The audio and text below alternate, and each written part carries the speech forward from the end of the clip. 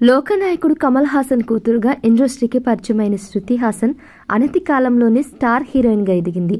తెలుగు, తమిళ, హిందీ భాషల్లో నటించి మంచి పాపులారిటీని సంపాదించుకుంది. ది ఐ అనే హాలీవుడ్ మూవీ చేస్తుంది శృతి హాసన్. సైకలాజికల్ థ్రిల్లర్ గా తెరకెక్కుతున్న ఈ సినిమాకు డాఫ్నే ష్మోన్ దర్శకత్వం వహించారు. తాజాగా దీనికి సంబంధించిన ట్రైలర్ ఒకటి విడుదలైంది. ఈ సినిమాలో శృతి హాసన్ చాలా బోల్డ్ గా కనిపించింది. ప్రియుడితో ఘాటు రొమాన్స్ చేస్తున్న ప్రియురాలు పాత్రలో శృతి హాసన్ కనిపించింది. బెడ్ పై రెచ్చిపోయిన సీన్లు సినిమాలో చాలానే ఉన్నట్టు ట్రైలర్ చూస్తుంటే అర్థమవుతుంది. హ్యాపీగా బాయ్ ఫ్రెండ్ తో ఎంజాయ్ చేస్తున్న శృతి హాసన్ లైఫ్ ఒక్కసారిగా తలకిందులవుతుంది.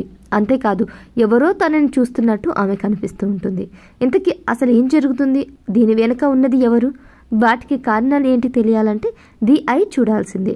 ది ఐ సినిమాలో మార్క్ రౌలే శృతికి జోడీగా నటిస్తున్నాడు. ఇక శృతి హాసన్ కెరియర్ విషయానికి వస్తే తెలుగులో సలార్ 2 సినిమాలో నటిస్తుంది. అలాగే తమిళంలో ఒక సినిమా చేస్తుంది. లోకనాయకుడు కమల్ హాసన్ కూతురుగా ఇండస్ట్రీకి పరిచయమైన శృతి హాసన్ అనతి కాలంలోనే స్టార్ హీరోయిన్ గా ఎదిగింది. తెలుగు, తమిళ, హిందీ భాషల్లో నటించి మంచి పాపులారిటీని సంపాదించుకుంది. ది ఐ అనే హాలీవుడ్ మూవీ చేస్తుంది శృతి హాసన్. సైకలాజికల్ థ్రిల్లర్ గా తెరకెక్కుతున్న ఈ సినిమాకు డాఫ్నే ష్మోన్ దర్శకత్వం వహించారు. తాజాగా దీనికి సంబంధించిన ట్రైలర్ ఒకటి విడుదలైంది. ఈ సినిమాలో శృతి హాసన్ చాలా బోల్డ్ గా కనిపించింది. ప్రియుడితో ఘాటు రొమాన్స్ చేస్తున్న ప్రియురాలు పాత్రలో శృతి హాసన్ కనిపించింది. బెడ్ పై రెచ్చిపోయిన సీన్లు సినిమాలో చాలానే ఉన్నట్టు ట్రైలర్ చూస్తుంటే అర్థమవుతుంది. హ్యాపీగా బాయ్ ఫ్రెండ్ తో ఎంజాయ్ చేస్తున్న శృతి హాసన్ లైఫ్ ఒక్కసారి తలకిందులవుతుంది. అంతేకాదు, ఎవరో తనని చూస్తున్నట్టు ఆమె కనిపిస్తూ ఉంటుంది.